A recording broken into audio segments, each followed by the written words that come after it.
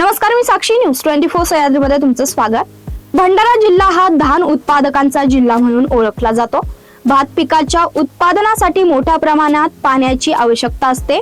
मात्र मृग नक्षत्र होऊन जून महिन्याचा पहिला पंधरवडा उलटला तरी भंडारा जिल्ह्यावर पावसाने पाठ फिरवली आहे. ड्राय स्पेलमुळे खरीप हंगाम धोक्यात आला असून शेतकरी चिंतेत आहे. जिल्ह्यात अपेक्षित पावसाच्या तुलनेत अवघ्या 19.2% पाऊस झाल्याने पेरण्या खोळंबल्यात. ग्रामीण भागात पाणी टंचाईचं संकट ही गडद होत चाललंय.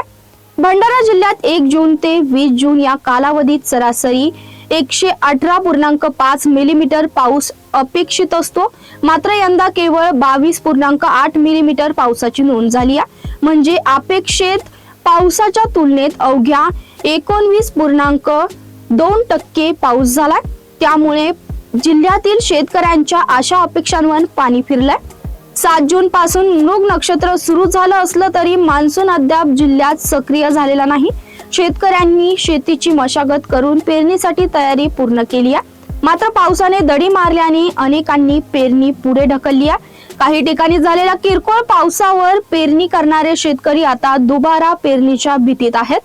पावसाअभावी ग्रामीण भागातील विहिरी, बोरवेअर आणि जलस्रोताची पडताळणीही घटू लागली आहे.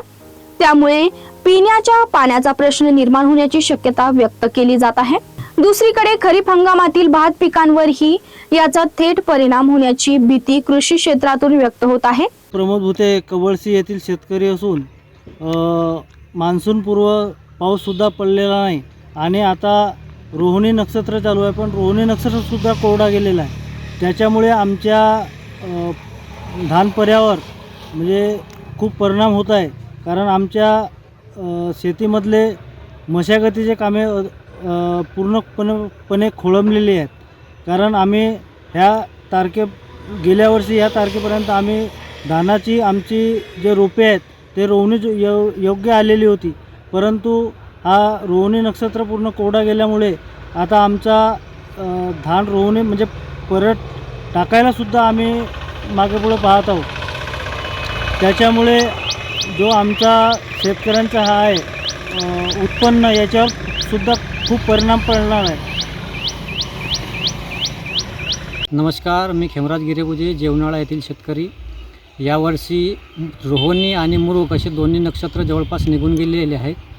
तरी पण पावसाने जी दडी मारली तो आजपर्यंत पाऊस या भागामध्ये आपल्या भागामध्ये अजिबात झालेला नाही. पाऊस जर न झाल्यामुळे आपल्या सर्व शेतकऱ्यांची पेरणी आणि पूर्व मशागत हे सर्व खोळंबलेली आहे. समजा पाऊस न आल्यास मशागत किंवा पेरणी झाली नाही तर शेतकऱ्यांचं खूप मोठं नुकसान होईल आणि पाऊसाची अत्यंत गरज आहे. शेतकरी हा पाऊस आज येईल उद्या येईल या आशेवर जगत आहे आणि बियाणे घरी आणून ठेवलेले आहे. पेरणीसाठी शेतकरी वाट बघत आहे.